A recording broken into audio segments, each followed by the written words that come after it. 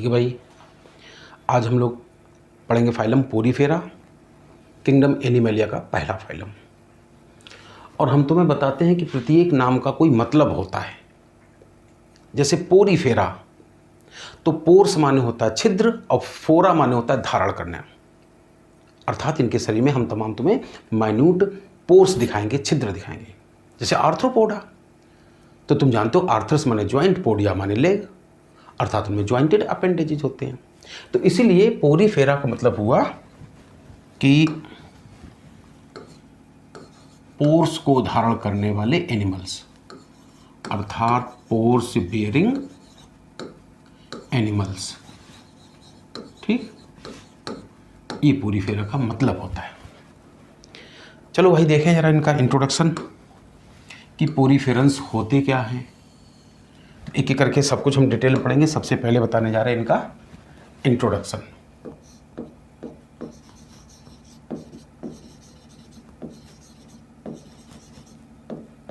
अब इंट्रोडक्शन देखो, क्लासिफिकेशन इसलिए पढ़ा जाता है कि इंट्रोडक्शन हमें बार बार न देना पड़े। ध्यान करो, जिस दिन हमने पहला लेक्चर पढ़ाया था उस दिन क्लासिफिकेशन करके दिखाया था ये, और यही है पोरीफेरा फाइलम। तो इनकी क्या डेफिनेशन हुई, क्या परिचय हुआ कि diploblastic animals, diploblastic asymmetrical animals with cellular grade body organisation. और ये हम बताएं कि ना बताएं, पोरीफेरा सबसे पहला फाइलम है।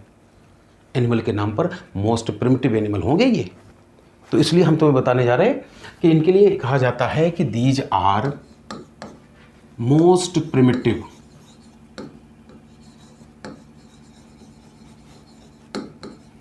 These are most primitive diploblastic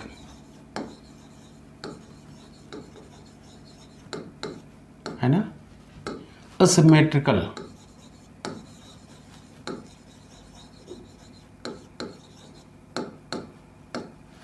animals with कौन सा संगठन, with सेलुलर ग्रेड या सेलुलर लेवल ऑफ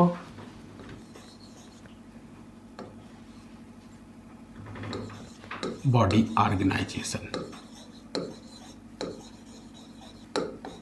आगे जगह नहीं इसलिए थोड़ा सा लिख दिया। ठीक है, सेलुलर ग्रेड बॉडी ऑर्गेनाइजेशन होता है इनमें, मतलब शरीर सेल्स के संगठन से बना होता है, शरीर सेल्स के गणतंत्र से बना होता है। तो इसलिए इनको कभी कभी सेलुलर ग्रेड बॉडी ऑर्गेनाइजेशन के चक्कर में कभी कभी इनको ये भी कहते हैं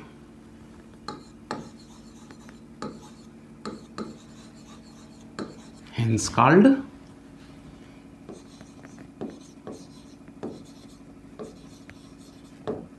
रिपब्लिक ऑफ द सेल्स। पास आते ना, ये एक बार जब मणिपाल में पूछा गया था कि रिपब्लिक ऑफ द सेल्स किसको कहा जाता है, तो इनको कहा जाता है, स्पंजिस को कहा जाता है। ठीक है, दूसरा पॉइंट क्या है, अच्छा कि हम तुम्हें बताएंगे कि इस फाइलम के मेंबर कॉमनली नोन एज स्पंजिज।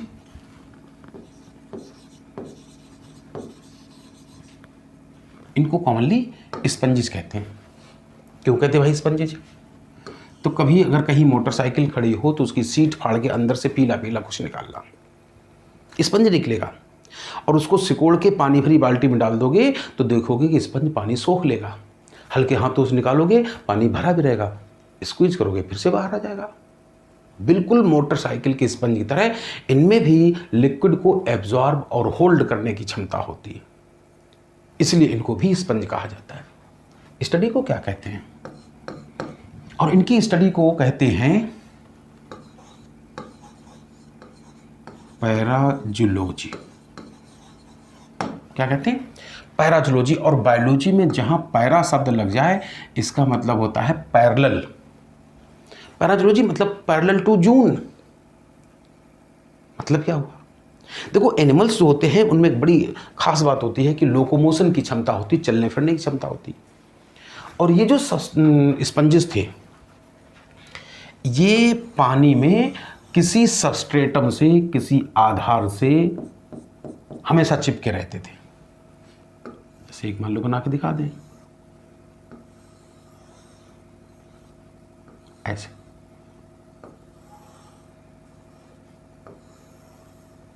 किसी अत्थर पत्थर से हमेशा से चिपके रहते थे।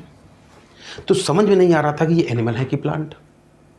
वो तो एक वैज्ञानिक थे जिनका नाम था रॉबर्ट ग्रांट। उन्होंने सबसे पहले सजेस्ट किया था कि शायद ये एनिमल है। उन्होंने सजेस्ट किया था। एक वैज्ञानिक थे एलिस, साइंटिस्ट का नाम तुम मत पढ़ना, एनसीईआरटी नहीं पढ़वाती है। उन्होंने कंफर्म किया था कि ये एनिमल ही है।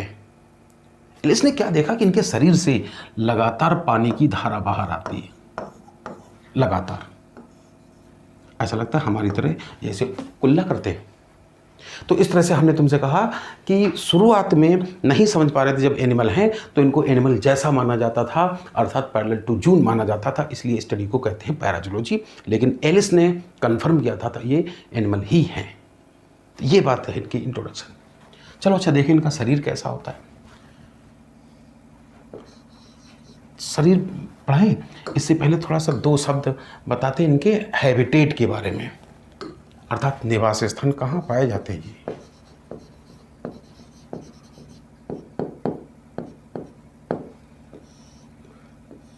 हैबिटेट तो पता सबसे पहले लाइफ कहाँ बनी थी? समुद्री पानी में। वो यूनिसेलर थी। तो ऐसा लगता है अभी यूनिसेलर लाइफ फॉर्म अर्थात प्रोटिस्टेंट के बाद पहला है ये फाइलम एनिमलिया का। तो अभी भी ज़्यादातर समुद्र में ही रहेंगे। तो हम तुम्हें 4 फाइलम बताएंगे, 4 फाइलम बताएंगे जिनके सारे के सारे मेंबर पानी में होते हैं। एक फाइलम बताएंगे पोरीफेरा, एक बताएंगे सीलेंट्रेटा, एक बताएंगे टीनोफोरा और एक बताएंगे इकाइनोडर्मेटा। ये 4 फाइलम होते हैं जिनके सारे के सारे मेंबर पानी में ही पाए जाते हैं। ठीक है, 4 मेंबर होते हैं, 4 फाइलम होते हैं। लेकिन हम तुम्हें बताएं कि इनमें से भी ये ऊपर के 2 फाइलम ऐसे हैं जिनके हम मेंबर के लिए कह सकते हैं कि मोस्टली मैराइन होते हैं, यानी कि ज़्यादातर समुद्री पानी में पाए जाते हैं। ज़्यादातर समुद्री पानी में पाए जाते हैं इसका मतलब है कि जैसे हम कहें कि हम भाई ज़्यादातर दाल रोटी खाते हैं, इसका क्या मतलब है? फोकट मिल जाए तो कभी कभी मुर्गा भी चाप लेते हैं। तो ये है मोस्टली मैराइन। इसका मतलब कुछ फ्रेश वाटर भी होते हैं। अभी हम तुम्हें दिखाएंगे कि स्पंजेस की लगभग 10,000 स्पीसीज खोजी जा चुकी हैं, जिनमें से 150 स्पीसीज फ्रेश वाटर में भी होती हैं, नदी तालाब झील झरना में भी होती हैं। और ये जो लास्ट के 2 फाइलम हमने लिखे हैं इनके मेंबर्स जो हैं इनके लिए कहा जाता है कि दीज आर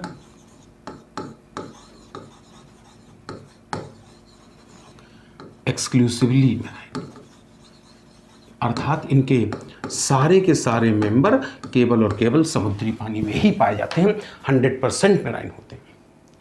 तो हम चूंकि इसी की बात कर रहे हैं आज पोरीफेरा की, तो अब हम तुम्हें थोड़ी बताएंगे कहाँ पाए जाते होंगे।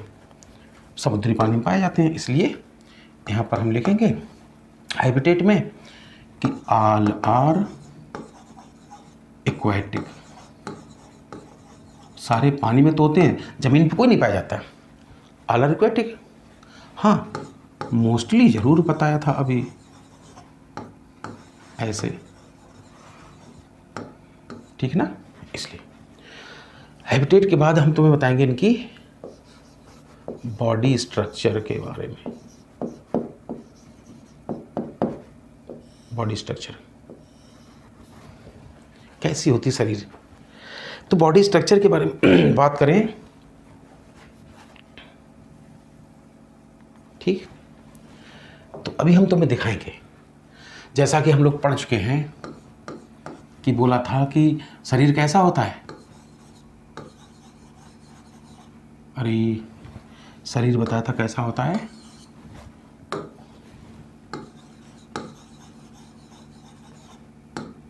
ऐसा ही होता है।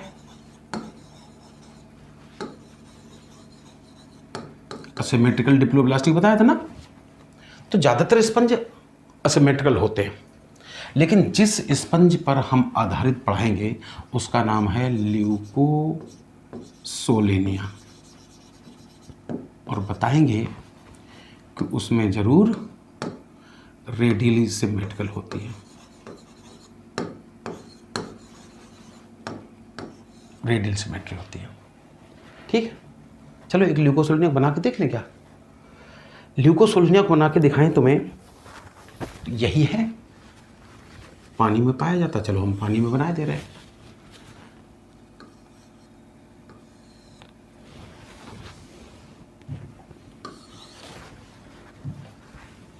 ऐसे बनाया था अभी।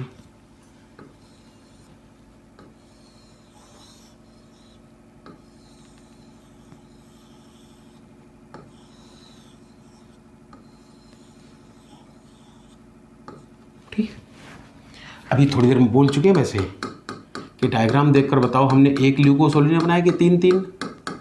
तो तुम कहोगे कि हाँ तीन तीन ल्यूकोसोलेनिया बनाए। जितनी पानी की धाराएं बाहर आती हैं उतने ही कॉलोनी में मेंबर माने जाते हैं। ल्यूकोसोलेनिया कॉलोनियल होता है और बॉडी सिलिंड्रिकल होती है। ठीक है, थोड़ा सा इसको हम बड़ा सा बना के दिखाएं, या कुछ चीज़ें चलो यही बता दें हम तुम्हें दिखाएंगे कि बॉडी सिलिंड्रिकल जो बनाई है, साइड में तमाम सारे ऐसे छोटे छोटे अर्थात माइन्यूट पोर पाए जाते हैं। ऐसे एक भी बना दिए, ऐसे सभी बना सकते थे। और इन्हीं माइन्यूट पोर को कहते हैं ऑस्टिया। क्या कहते हैं? एक होता तो ऑस्टियम कहते, क्योंकि बहुत सारे बना दिए इसलिए ऑस्टिया। और टॉप पे एक दरवाजा होता है। इस टॉप पे दरवाजा, जहां से पानी की धारा बाहर आती है उसको कहा जाता है ऑस्कुलम। क्योंकि पानी की धारा बाहर आती है इसलिए ऑस्कुलम को कभी कभी ये भी कह देते हैं एक्स करेंट पोर। चाहे एक्स करेंट पोर कह दो, चाहे एक्सलेंट कह दो, चाहे बेंट कह दो। और हम लोगों की किस ओपनिंग के ये इक्विवेलेंट होगा? एनस के इक्विवेलेंट होता है। और यहाँ से पानी की धारा अंदर जाती है, हम लोग भी तो यहाँ से भोजन अंदर ग्रहण करते हैं। इसलिए जो ऑस्टिया है, चाहो तो इसको इनकरेंट पोर कह दो, चाहे इसको इनहेलेंट कह दो, और चाहे तो इसको माउथलेट कह दो। ठीक, बहुत सारे हैं तो माउथलेट्स। इसलिए कुछ नहीं तो ऐसे ही सवाल पूछ दिया जाता है कि उस एनिमल का नाम बताओ जिनमें मैनी माउथलेट सिंगल एनस पाया जाता है, तो आंसर है स्पंज। ठीक, थोड़ा सा हम इसको 20 से काट के थोड़ा बना के दिखा दें। हालांकि उतना डिटेल सिलेबस में है नहीं, फिर भी हम एक बार दिखा ही दें। तो हमने तुमसे कहा था कि स्पंज के बॉडी में एक ही मेंबर बनाए ले रहे, ठीक है। डिप्लोब्लास्टिक बताए थे, ध्यान करो। और ये कहा था कि जितने डिप्लोब्लास्टिक थे उनकी बॉडी में बीच में ऐसे जेली लाइक लेयर बताई थी। क्या नाम दिया था इस जेली लाइक लेयर का? नाम मीजोग्लिया। और सेल की बाहर भी एक लेयर होती है, हालांकि हम तुम्हें दिखाएंगे कि इस मीजोग्लिया के बाहर ऐसे चपटी चपटी सेल्स की एक लेयर होती है, ऐसे ऐसे ऐसे पूरे में बनानी चाहिए, लेकिन पूरे में कौन बनाए। और हम तुम्हें ये भी दिखाएंगे कि इसी मीजोग्लिया के अंदर भी सेल्स की एक लेयर होती है, ऐसे। थोड़ा कुछ फ्लैजेला ज़्यादा ही लंबा बन गया, ऐसे पूरी एक लेयर होती है। ठीक, जो अंदर की तरफ सेल्स बनाई है इनको कहा जाता है कॉलर सेल, चाहे कॉलर सेल कह दो, चाहे क्वानोसाइट, और इस तरह की पूरी जो लेयर बनती है उसको कहते हैं, तो पूरी लेयर को कहते हैं क्वानोडर्म।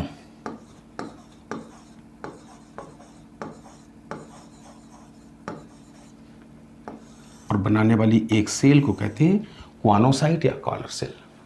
इसी तरह जो, तो यहीं पे लिख दें, फिर बाद में उधर लिख देंगे। तो हम तुमसे कहेंगे पूरी लेयर की इनर मोस्ट लेयर का नाम तो क्वानोडर्म है, और मेडअप ऑफ किन सेल्स की बनी होगी ये? Made up of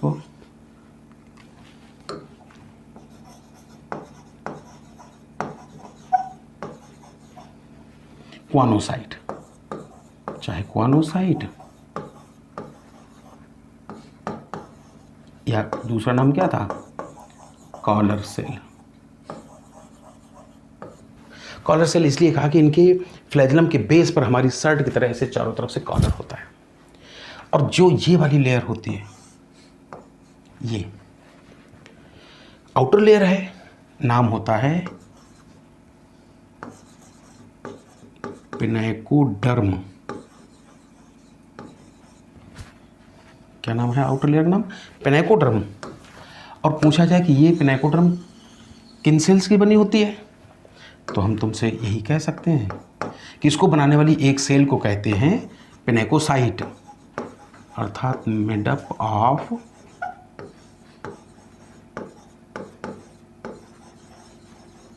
पिनाइकोसाइट्स। तो इस तरह से बॉडी में दो ही एम्ब्रियोनिक लेयर होती हैं, और बीच में एक जेली लाइक लेयर होती है, और इस जेली लाइक लेयर का नाम, चाहे हाइड्रा पढ़ें चाहे आज स्पंजिस पढ़ रहे हैं, इसको कहते हैं मीजोग्लिया। क्या कहते हैं? मीजोग्लिया कहते हैं। अभी तुमने ये भी कहा था कि बॉडी में तमाम माइन्यूट पोर होते हैं। चलो एक आध बना के दिखा दे, ऐसे आर पार ऐसे छेद होते हैं।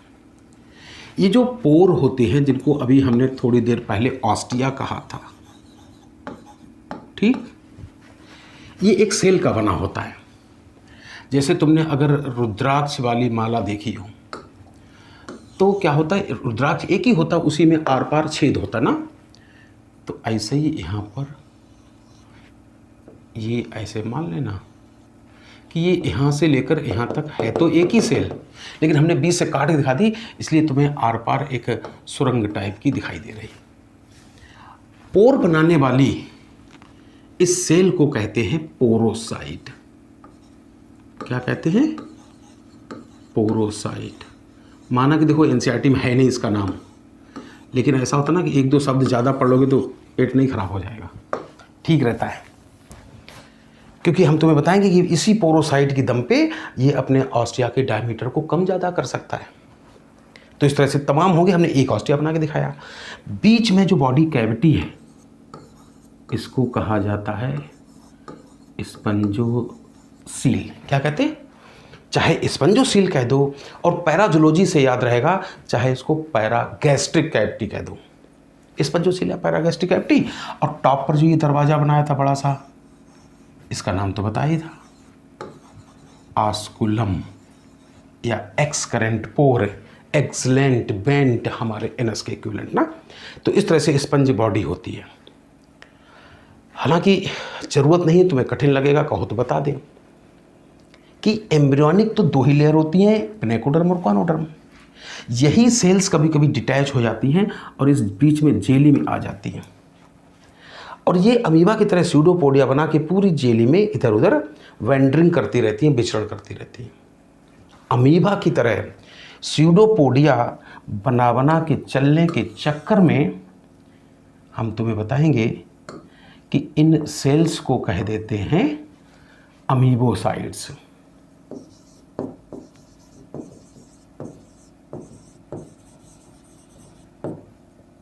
क्या कह देते हैं? अमीबोसाइट्स। और जो कि स्वयं 9 प्रकार की होती है। तुम्हें कठिन लगेगा, कहो तो बताएं, कहो तो ना बताएं। जैसे एक का नाम होता था आर्कियोसाइट। नाम कितना सुंदर है। आर्की माने एंशिएंट, साइट माने सेल।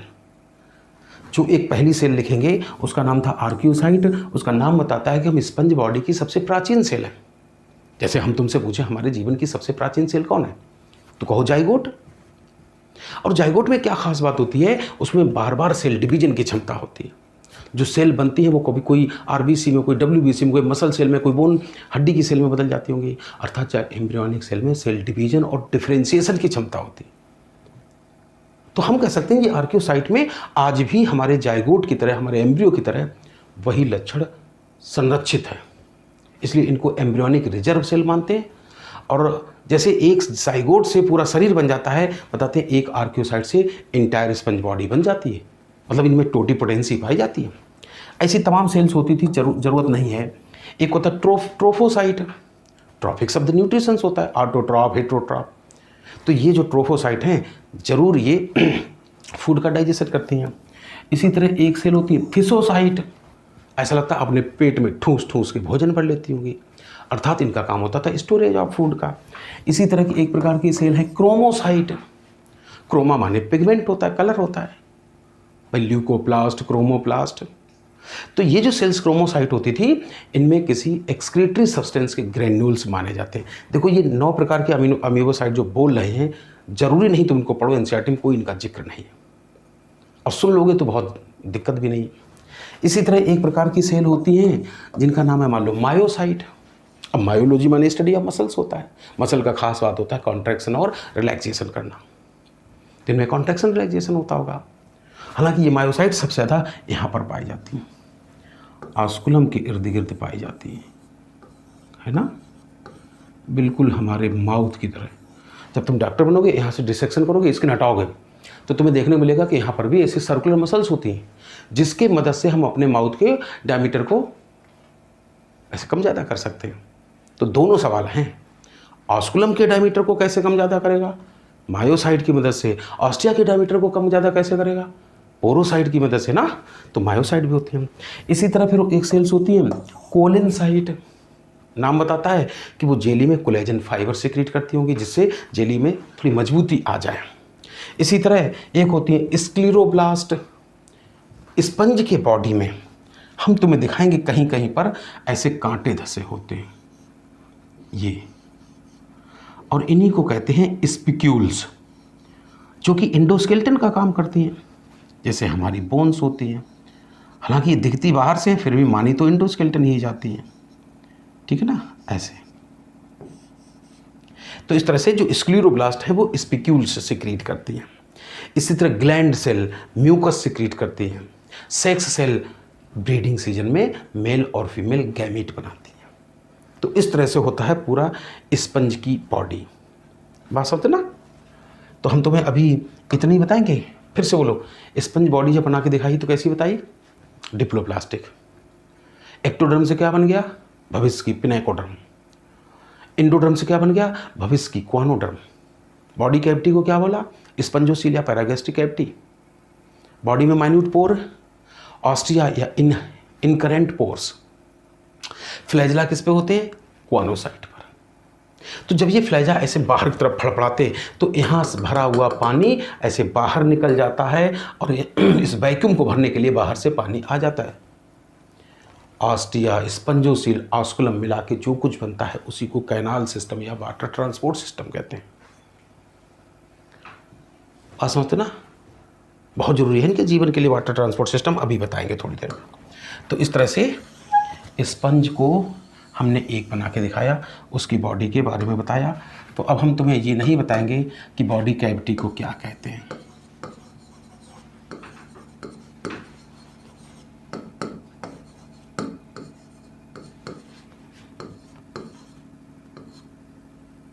स्पंजोसील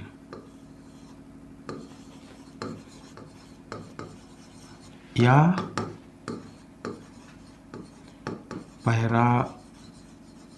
पैरागैस्ट्रिक कैविटी कहेंगे, स्पंजोसील या पैरागैस्ट्रिक कैविटी कहेंगे ना ये। और कैनाल सिस्टम हमने बताया था कि चीज़ों को एक तरफ से दूसरी तरफ पहुंचाने के लिए, क्योंकि ये खुद नहीं चल सकते। उसी पानी की धारा के साथ हो सकता है फूड पार्टिकल आ जाए, उसी पानी की धारा के साथ हो सकता है ऑक्सीजन आ जाए, उसी पानी की धारा के साथ हो सकता है किसी दूसरे स्पंज के स्पर्म आ जाए। तो इनके जीवन की ज़्यादातर एक्टिविटी इसी वाटर ट्रांसपोर्ट सिस्टम पर डिपेंड करती है।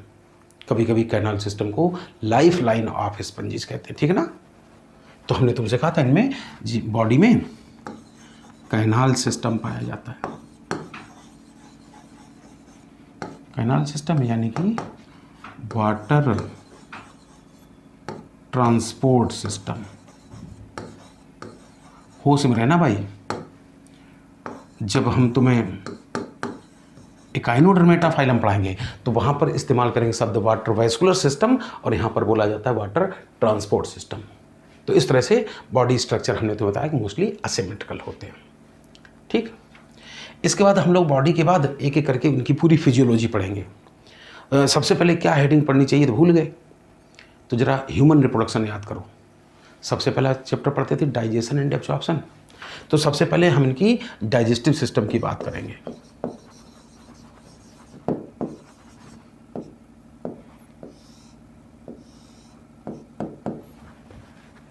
देखो जरा, डाइजेस्टिव सिस्टम की बात करें तो अभी हम पहले लिख दें फिर समझाएं तुम्हें।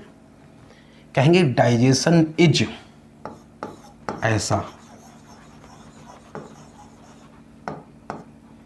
डाइजेशन कैसा होता है इनमें, इंट्रासेलुलर होता है। भाई ये इंट्रासेलुलर डाइजेशन होता है, इसका क्या मतलब? तो थोड़ा सा उसी डायग्राम की मदद लेनी पड़ेगी, इसलिए हमने थोड़ा डिटेल में समझाया था कि जैसे मान लो ये है ल्यूकोसोलिनिया,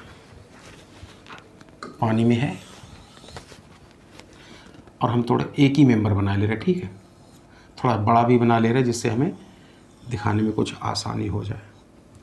ध्यान करो, हमने तुमसे कहा था कि बीच में ऐसे जेली लाइक लेयर बताई थी। क्या नाम था इस जेली लाइक लेयर का? नाम था मीजोग्लिया, ऐसे ना, ऐसे बताई थी। अच्छा, अंदर की सेल, अंदर की तरफ हमने कौन सी सेल बताई थी? कॉलर सेल बनाई थी। एक ही बनाएंगे, मतलब ये है कॉलर सेल, ये उसका फ्लैजलम है और ये उसका कॉलर है। यहाँ क्या होता है, और यहाँ पर भी हमने 9 प्रकार की सेल बताई थी, आर्कियोसाइट से लेकर ट्रोफोसाइट तक बताई थी। चूंकि बॉडी में माइन्यूट पोर तो थे ही, होता क्या है कि जितने ये कॉलर सेल की फ्लैजला है, जब ये फड़फड़ाते हैं तो यहाँ का पानी निकल के बाहर आ जाता है, यहाँ खाली जगह हो जाती है और इस वैक्यूम को भरने के लिए बाहर से पानी आता है। और पानी के साथ हो सकता है फूड पार्टिकल भी अंदर आ जाए इसी पानी की धारा के साथ। जब ये फूड पार्टिकल अंदर आ जाएगा तो चूंकि ये फ्लैजला ऐसे फड़फड़ाते रहते होंगे। अब सोचो मेरे हाथ के संपर्क में जैसे ही भोजन आएगा हम पकड़ लेंगे उसको। जब ये फूड पार्टिकल अंदर आता है तो सबसे पहले इस फ्लैजला से चिपक जाता है और फिर ये फ्लैजला ऐसे बेंड करता है। भाई हमारे हाथ में भी कोई लड्डू पड़ा दे तो हम बेंड करेंगे तभी तो मुंह के पास आएगा। तो फ्लैजला जब बेंड होता है, ऐसे मुड़ जाता है, तो फिर ये फूड पार्टिकल ऐसे कॉलर के पास आके चिपक जाता है। अब जब ये कॉलर के पास आके चिपक जाता है तो हम तुम्हें बताएंगे कि जब कॉलर के पास फूड आके चिपक जाता है, फिर ये जो सेल है इस फूड पार्टिकल का भक्षण कर लेती, फैगोसाइटोसिस कर लेती। नतीजा फूड आ गया कॉलर सेल के अंदर, और जब फूड कॉलर सेल के अंदर आ गया, सेल के अंदर आ गया मतलब फूड वैक्यूल के अंदर आ गया, तो यहीं डाइजेशन शुरू हो जाता है। सेमी डाइजेस्टेड फूड वाली इस वैक्यूल को कॉलर सेल ट्रांसफ़र कर देती है सेल के अंदर वाली मीजोग्लिया के अंदर जो सेल्स हैं ट्रोफोसाइट को। फाइनली डाइजेशन यहाँ कंप्लीट हो जाता है। तो चाहे कॉलर सेल के अंदर डाइजेशन होता हो, चाहे ट्रोफोसाइट के अंदर होता हो, कुल मिला के होता तो सेल के अंदर है ना। इसलिए कहा जाता है कि स्पंज में डाइजेशन इंट्रासेलुलर होता है। इसके बाद हम गैसियस एक्सचेंज की बात करेंगे।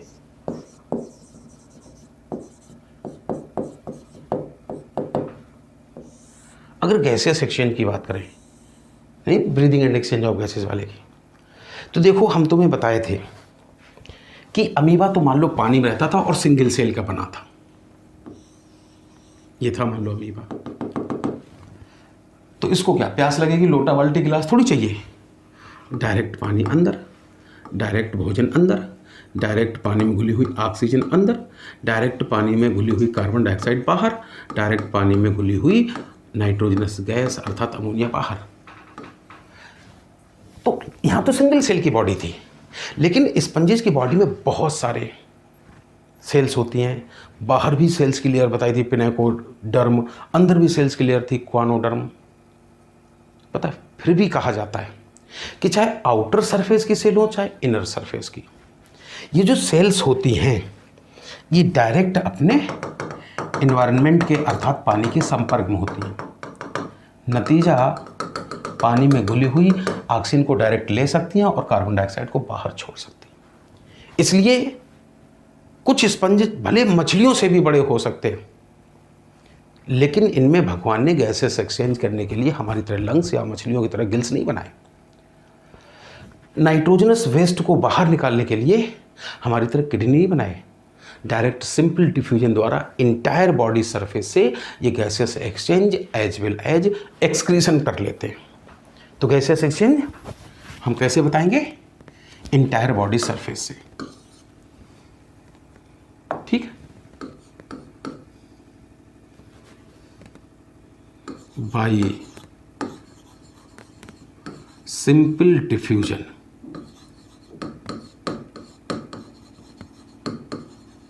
Through entire body surface.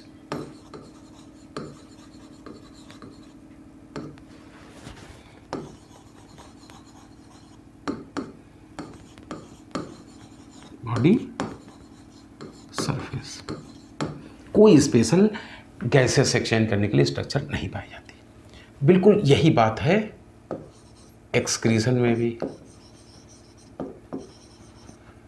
कि पानी में घुली हुई गंदगी को डायरेक्ट छोड़ देती हैं। इसलिए इनके एक्सक्रीटरी सिस्टम में भी कोई स्पेशल स्ट्रक्चर नहीं पाई जाती है, हमारी तरह किडनी वगैरह नहीं पाए जाते। अच्छा एक बात बताओ ज़रूर कि जो पानी वाले एनिमल्स होते हैं मोस्टली अमोनोटिलिक होते हैं कि यूरियोटिलिक होते हैं? नाइट्रोजनस गंदगी को अमोनिया के रूप में निकालते हैं, अर्थात अमोनोटिलिक होते हैं। कैसे होते हैं? अमोनोटिलिक होते हैं। तो इस तरह से एक्सक्रीशन वाली बात बताइए। चलो अब थोड़ा सा हम लोग अगले सिस्टम के बारे में देख लें। एक्सक्रीशन के बाद हम लोग चैप्टर पढ़ते हैं मूवमेंट एंड लोकोमोशन। तो देखिए भाई स्पंज कैसे चलते फिरते फिरते। लोकोमोशन हम तुम्हें बताएंगे कि इसलिए तो कन्फ्यूजन था कि एनिमल है कि प्लांट, क्योंकि हमारी तरह इनमें लोकोमोशन नहीं पाया जाता था। तो स्पंजेस क्या करते हैं? सेडेंटरी लाइफ व्यतीत करते हैं, अर्थात एक ही जगह पर चिपके रहकर पूरा जीवन गुजार कर देते हैं। अब सोचो जरा कि ये स्पंज है, किसी पत्थर पे चिपका है। जैसे हम पानी में खड़े हैं, गंगा जी में खड़े हैं, और तुमने हमें किसी ज़मीन में खूंटे से बांध दिया, भूख लगी और हमें दिख रहा है कि तुमने वो प्रसाद चढ़ाया है, लेकिन हम चल के नहीं जा सकते क्योंकि हम फिक्स हैं। तो हम क्या करेंगे? पानी को कैसे घसीटेंगे? आजा आजा आजा, और शायद उसी पानी की धारा के साथ तुम्हारा चढ़ाया हुआ लड्डू भी आ जाए। तो माना जाता है कि स्पंज चल के नहीं जा पाते थे किसी चीज़ के पास, तो चीज़ों को इनके पास चल के आना पड़ेगा। इसलिए भगवान ने कैनाल सिस्टम बनाया था। कैनाल सिस्टम को सेडेंटरी लाइफ का एक प्रकार का अनुकूलन बताया जाता है, एडाप्टेशन बताया जाता है ना। तो इस तरह से सेडेंटरी लाइफ बताते हैं, व्यतीत करते हैं, कोई लोकोमोशन नहीं करते हैं। लोकोमोशन के बाद अब हम तुम्हें चैप्टर पढ़ाएंगे, वो हेडिंग पढ़ाएंगे जिसका नाम होगा, अच्छा ये तो बिल्कुल बताने की ज़रूरत नहीं कि अगर हम सेंसरी सिस्टम की बात करें, नर्वस सिस्टम की बात करें, तो सोच के देखो कि अगर इनमें सेंसरी सिस्टम नर्वस सिस्टम बन गया होता, सुप्रीम कमांडर बन गया होता, तो सेल्स में परमानेंट डिवीजन ऑफ लेबर हो गया होता। यहाँ नर्वस सिस्टम सेंसरी सिस्टम नहीं बने थे। पता, मूवमेंट लोकोमोशन वाले चैप्टर में ही हम लोग पढ़ते हैं स्केलेटन सिस्टम। क्या पढ़ते हैं? तो इनका देखें जरा, कंकाल कैसा बना होता है। तो हम तुम्हें दिखाएंगे जो अभी हमने कुछ स्पंजेज में ऐसे जगह जगह कांटे बनाए थे, ये ऐसे, यही है इनका, क्योंकि किसी भी बॉडी में जो हार्ड कंपोनेंट हैं वही उसका स्केलेटन कहलाते हैं। ये अलग बात है, जैसे हमारे नेल्स हैं, भैंस के हॉर्न, हूप्स होते हैं, अर्थात जो हार्ड कंपोनेंट बॉडी सरफेस पर दिखते हैं उनको एक्जोस्केलेटन कहते हैं। बोन्स और कार्टिलेज स्किन के अंदर हैं, अर्थात इंडोस्केलेटन कहलाती है। स्पंजेज में बस इतना सा एक्सेप्शन है कि स्पिक्यूल्स दिखती बाहर से, बावजूद इसके इंडोस्केलेटन कहलाती है। तो इसलिए कह सकते हैं इनका स्केलेटन किस चीज़ का बना होता है? Made up of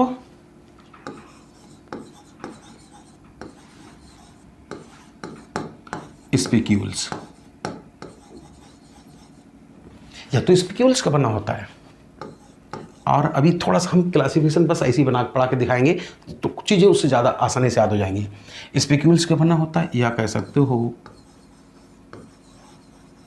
spongin fibre का बना होता है। जब हम डिटेल में पढ़ते थे तो ये कांटे आए कहाँ से, तो हमको बताया जाता था कि इन स्पिक्यूल्स को, इन कांटों को सिक्रीट करने वाली इन सेल्स को कहा जाता था स्क्लीरोप्लास्ट कहा जाता था, ऐसे कहा जाता था स्केलेटन बनाने वाली सेल्स को। और अगर ये स्पिक्यूल्स किस चीज़ की बनी होती थी, इसी आधार पर स्क्लीरोब्लास्ट 3 प्रकार हो सकती थी। अगर ये कैल्शियम कार्बोनेट की बनी तो इनको कह देते थे कैल्कोब्लास्ट,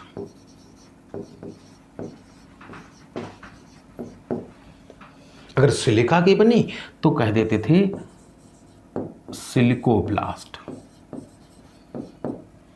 अगर ये स्पंजिन फाइबर की बनी होती थी तो कह देते थे स्पॉन्जियोब्लास्ट। तो बहुत कठिन नहीं है, इसे थोड़ा सा आइडिया लग जाता है कि स्केलेटन स्पिक्यूल्स का बना होता है और स्केलेटन सिक्रीट करने वाली सेल्स को स्क्लीरोब्लास्ट कहते हैं। वो स्वयं 3 प्रकार की हो सकती, ठीक। तो स्केलेटन के बाद हमको नर्वस सेंसरी की बात करनी है, जो इनमें डेवलप नहीं हो पाया। और नर्वस और सेंसरी सिस्टम के बाद सबसे आखिरी चैप्टर बचा है, हेडिंग बची कौन सी? Reproductive system.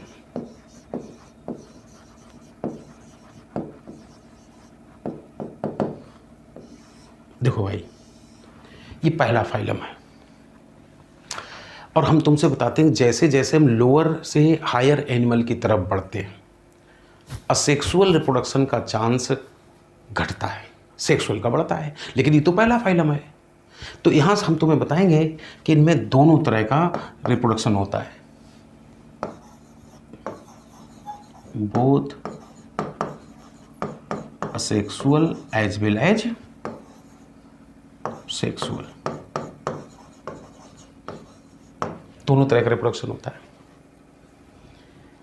चलो थोड़ा अलग से लिख लें, जैसे मान लो रिप्रोडक्शन हेडिंग अलग से डाल लें, दोनों प्रकार का होता है।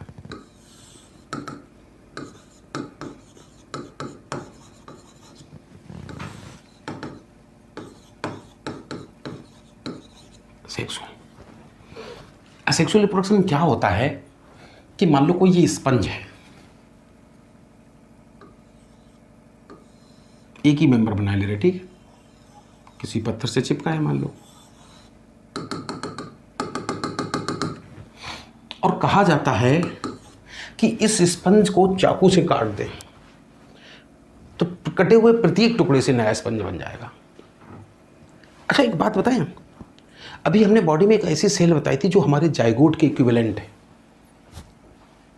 जिसमें जाइगोट वाले लक्षण कंजर्व हैं, रिजर्व हैं, संरक्षित हैं। क्या नाम था? आर्कियोसाइट। तो उन्हीं आर्कियोसाइट के दम पे ये कहा जाता है कि स्पंज को छोटे छोटे टुकड़ों में काट दो, प्रत्येक फ्रेगमेंट से नया स्पंज बन जाएगा। अरे टुकड़े काटने के बाद छोड़ो, स्पंज की अगर सिलवट पे चटनी बना ली जाए, चटनी पीसते हैं तो माना जाता है बॉडी की कोई सेल जिंदा नहीं बची होगी, रप्चर कर गई होगी, फट गई होगी, फिर भी उस चटनी को में एक भी आर्कियोसाइट जिंदा है तो पूरा स्पंज बन जाएगा।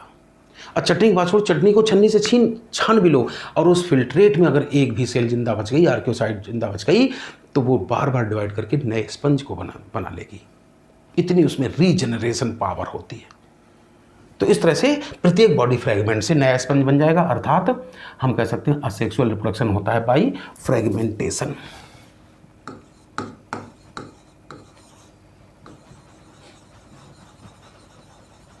ठीक, एक बात।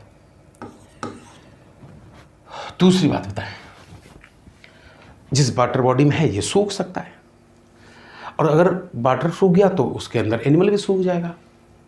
कई स्पंज क्या करते हैं, वाटर बॉडी सूखने से पहले अपने शरीर में ऐसे लड्डू बना लेते हैं, अमीबोसाइट सेल्स के मांस बना लेते हैं ऐसे। ये डायग्राम हल्के मत लेना, जब हम तुम्हें 12th NCERT में रिप्रोडक्शन पढ़ाएंगे वहाँ पर ये डायग्राम बना है। बस हमने लॉन्गिट्यूडनल सेक्शन काट के बनाया, वहाँ पर ट्रांसवर्स सेक्शन बना है, रिप्रोडक्शन वाले चैप्टर में देखना वहाँ। तो ये जो अंदर लड्डू है इसको कहते हैं जिम्यूल या इंटरनल बड, और जब ये इनमें डिवीजन होगा तो नया स्पंज बन जाएगा।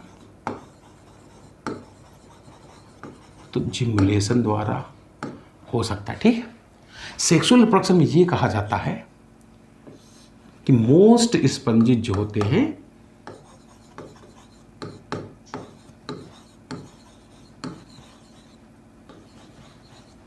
HMB होते हैं।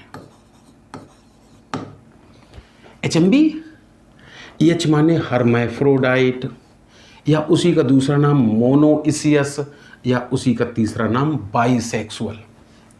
अर्थात प्रत्येक स्पंज में एक ही शरीर में मेल और फीमेल दोनों गैमीट बनते हैं।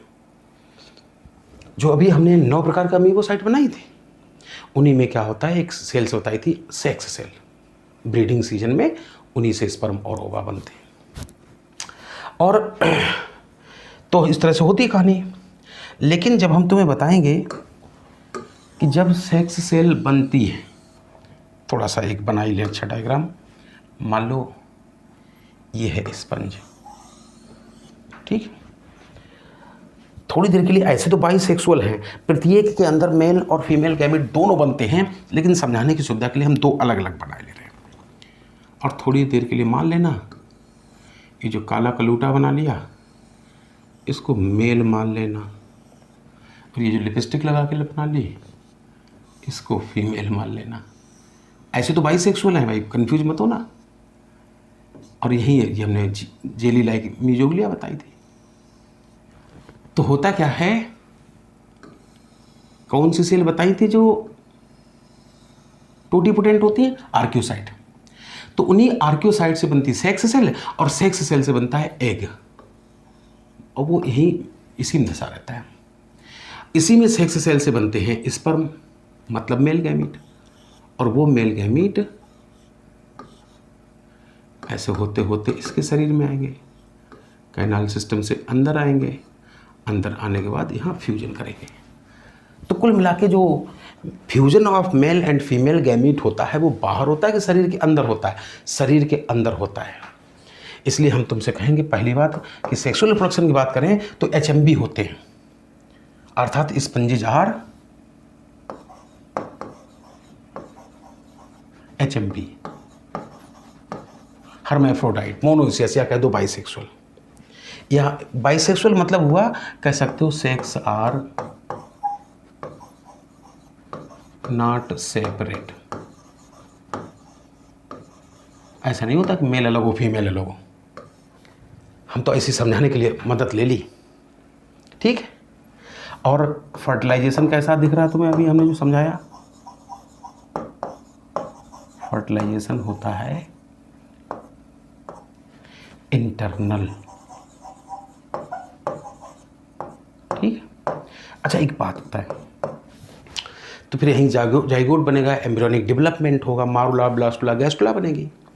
देखो जो पानी में रहते हैं उन्हीं के एम्ब्रियोनिक डेवलपमेंट में ये संभावना ज़्यादा होती है कि उनके एम्ब्रियोनिक डेवलपमेंट में कोई ऐसी स्टेज बन जाए जो पानी में स्विमिंग करे, और फ्री स्विमिंग एम्ब्रियोनिक स्टेज को लार्वा कहते हैं। क्या कहते हैं? लार्वा। स्पंजेस के भी जीवन में एक लार्वा बनता है, वो तुम्हारे सिलेबस में है नहीं वैसे, उसका नाम, इसको कहते हैं पैरेनकाइमुला लार्वा। ठीक है, पैरेनकाइमुला लार्वा कहते हैं बस। लेकिन ये जरूर जान लेना कि जैसे तुमने देखा हो हम लोग हैं, मान लो ये है पापा या मम्मी है, मान लो बच्चा पैदा हुआ हम लोगों में, तो हम लोगों में क्या होता है, पैदा होते ही कहते हैं आंखें देखो आंखें बिल्कुल पापा पे गई, नाक देखो नाक बिल्कुल मम्मी पे गई, कान देखो कान पता नहीं किस पे गए, और फिर यही बच्चा बड़ा होके फिर पापा जैसा बन जाता है। तो हम लोगों के बच्चे डायरेक्ट अपने माँ बाप जैसे दिखते हैं, ऐसे डेवलपमेंट को कहते हैं डायरेक्ट डेवलपमेंट। ठीक, डायरेक्ट डेवलपमेंट।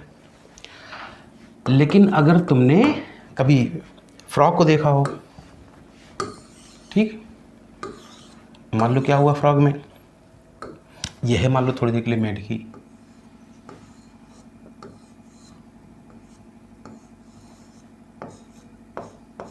ठीक, अंडा दिया इसने, अंडे से निकला लार्वा, और उसका जो लार्वा होता है ना वो बिल्कुल मछली जैसा दिखता है और ज़्यादातर किसी पानी वाले पौधे से ऐसे चिपका रहता है। ठीक, इसके बाद जब ये लार्वा थोड़ा सा ऐसे बना लें, अच्छा ऐसा होता मछली जैसा, मछली जैसा इसलिए कह दिया कि ये भी पानी में रहता है, मछली भी पानी में रहती है। इसमें 2 चैम्बर हार्ट होता है, मछली में भी 2 चैम्बर होता है। इसमें जो है गिल्स से मछली सांस लेती है, ये भी गिल्स से सांस लेती है। फिर क्या होता है, तो बाद में एक शब्द होता है मेटामार्फोसिस। क्या? मेटामार्फोसिस। मार्फोसिस माने बाह्य संरचना। बाद में इसकी बाह्य संरचना में अंतर होता है, तब जाके ये अपनी पापा मम्मी जैसा दिखता है। तो हम बताना ये चाहते हैं कि ऐसा एम्ब्रियोनिक डेवलपमेंट जिसमें पहले लार्वा बने, बच्चे डायरेक्ट माँ बाप जैसे नहीं दिखाई देते हैं, उनको बदलना पड़ता है। अर्थात पहले लार्वल स्टेज आती है, फिर रूपांतरण होता है, रूप में अंतर आता है, फिर जाके कई एडल्ट बनते हैं। तो इस तरह के डेवलपमेंट को इनडायरेक्ट डेवलपमेंट कहते हैं। मतलब जिनमें लार्वल स्टेज आती है वो इनडायरेक्ट डेवलपमेंट दर्शाते हैं। तो तुम हमें सोच के बताओ कि स्पंजिज में कैसा होगा, पैरेन्काइमल लार्वा के चक्कर में। मतलब सभी में पैरेन्काइमल नहीं होता है, हम ल्यूकोसुलिया पर बेस्ट बताएं तो कहोगे इनमें ज़्यादातर ऐसा ही होता है, इनडायरेक्ट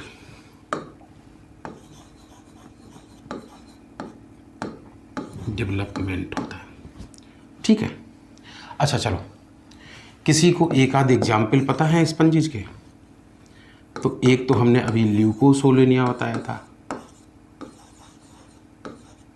दूसरा चाहे साइकॉन कह दो या इसी का नाम स्काइफा भी होता है। क्या होता है? स्काइफा।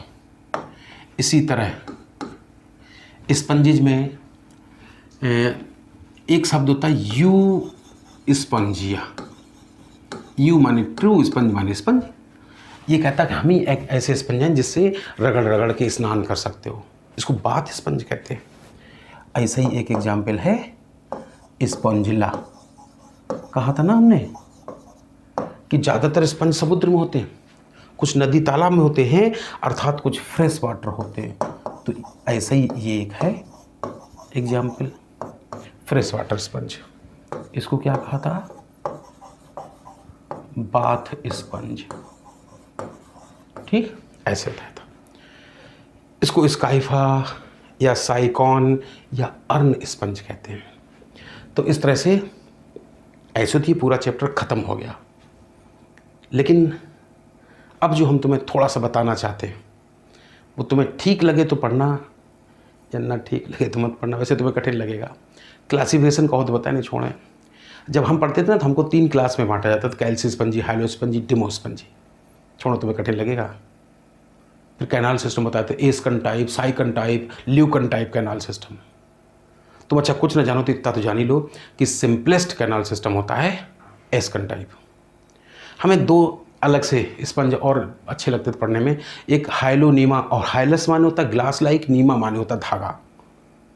तो ऐसा लगता है कांच का धागा हो और उससे रस्सी बना दे, अर्थात हाइलोनीमा को ग्लास रोप स्पंज कहते थे। यू प्लैक टेला, ऐसा लगता है यू माने ट्रू, लैला माने लैला।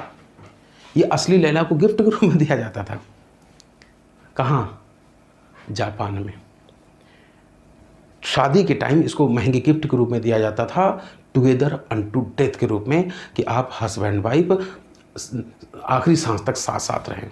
अच्छा, ये ऐसे आइटम जो है ना, गिफ्ट विदेश में जरूरत पड़ती है, अपने यहाँ नहीं जरूरत पड़ती। अपने यहाँ जब 7 फेरे होते हैं ना, तो पता चल जाता है अगले 7 जन्म तक फिक्स हो गया मामला।